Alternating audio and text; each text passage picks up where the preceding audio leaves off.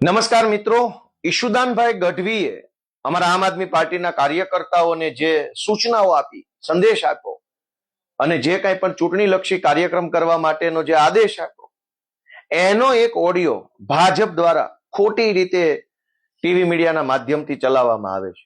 આમ આદમી પાર્ટી અત્યાર સુધીમાં એટલે કે 8મી એપ્રિલની સાંજ પડી ત્યાં સુધીમાં 5,500 કરતા પણ વધુ ઉમેદવારો જાહેર કરી ચૂકી છે.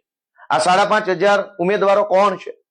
કોઈ સામાન્ય પરિવારમાંથી આવતો ખેડૂતનો દીકરો છે, કોઈ એન્જિનિયર છે, કોઈ ડોક્ટર છે, કોઈ સીએ છે, કોઈ વકીલ છે, કોઈ સરકારી નોકરી છોડીને આવેલા વ્યક્તિઓ છે, કોઈ ફાર્માસિસ્ટ છે, કોઈ કઈ છે, કોઈ કઈ છે, ભણેલ ગણેલ સારા પરિવારમાંથી આવતા ઉત્સાહી યુવાનો છે. 5,500 જેટલા સારા વ્યક્તિઓને ટિકિટ આપ્યા પછી ઈશુદાનભાઈ ગઢવીએ અમારા કાર્યકર્તાઓની ટીમને વિનંતી કરી કે હજુ વધુ ઉમેદવારી લોકો કરે, ગુજરાતના લોકો આ ચૂંટણીની અંદર જોડાય, ઉમેદવારી કરે અને ભાજપ કોંગ્રેસની ગુંડાગીર્દી સામે લડે, એના માટે આહવાન કરો. આવું ઈશુદાનભાઈએ કીધું, એમાં શું ખોટું કીધું? હું કહું છું કે જાઓ ગુજરાતની જનતાના પગ પકડો અને એમને રિક્વેસ્ટ કરો કે આમ આદમી પાર્ટીમાંથી ચૂંટણી લડે. હું બીજી વાર કહું છું, એમાં કોઈને ભાજપ વાળાના પેટમાં તેલ રેડાતું હોય તો તેલની જગ્યાએ કેરોસીન રેડાય, અમને કઈ ફરક પડતો નથી. ગુજરાતમાં ભાજપ અને કોંગ્રેસ કેવા લોકોને ચૂંટણીમાં ઉભા કરે છે કે જેણે જ્ઞાતિ વચ્ચે ઝઘડા કરાવ્યા હોય, જેણે ગામની વચ્ચે ઝઘડા કરાવ્યા હોય, જેણે લોકોની વચ્ચે મતભેદ ઉભા કર્યા હોય, જેણે ખૂબ ભ્રષ્ટાચાર કર્યો હોય, જેણે અનેક પ્રકારના કાવા દાવા કૂટનીતિઓ કરી હોય, લોકોને લૂંટી લીધા હોય, સરકારી કામોમાંથી પૈસા કમાયા હોય, એવા જે કાંઈ પણ લોકો છે એને જ ભાજપ અને કોંગ્રેસ ટિકિટ આપે છે. અમારા ઈશુદાનભાઈએ વિનંતી કરી કે જે સારા વ્યક્તિઓ છે, સજ્જન વ્યક્તિઓ છે, સામાન્ય પરિવારમાંથી આવતા વ્યક્તિઓ છે, એના પગ પકડો, એને રિક્વેસ્ટ કરો કે તમારા જેવા સારા વ્યક્તિઓ જ્યાં સુધી રાજનીતિમાં નહીં આવે ત્યાં સુધી રાજનીતિ નહીં બદલાય.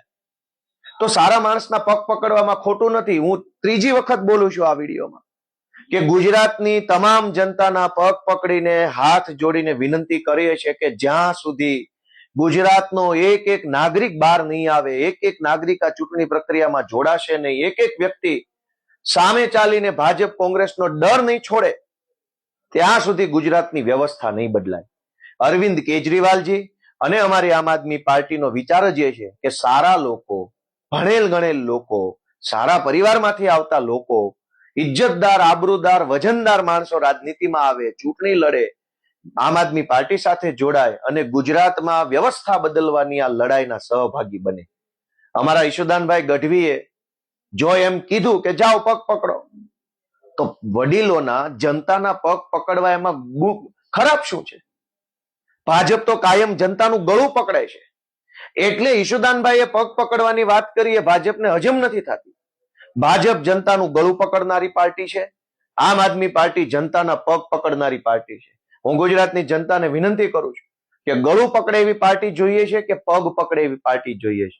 અમારા ઈશુદાનભાઈએ જે વિનંતી કરી છે એને ગુજરાતની જનતા, ગુજરાતના સભ્ય સમાજના લોકો, ભણેલ ગણેલ વર્ગના લોકો એને સમજે, વિચારે, આગળ આવે અને આમ આદમી પાર્ટી સાથે જોડાઈને ચૂંટણી લડી અને બદલાવની રાજનીતિનો હિસ્સો બને એવી હું પણ વિનંતી કરું છું. જય જય ગરવી ગુજરાત.